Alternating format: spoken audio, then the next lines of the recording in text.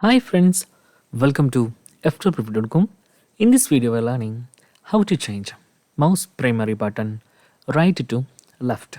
Okay, I'm using Windows 11 OS in my laptop. So how to do it? It is very simple. Go to start menu, then search about mouse.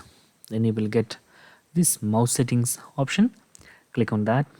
Then you will get this page, Bluetooth device and mouse. Okay, and the first thing is primary mouse button. You can see there is an option, click that, then select left. So currently it is changed to left.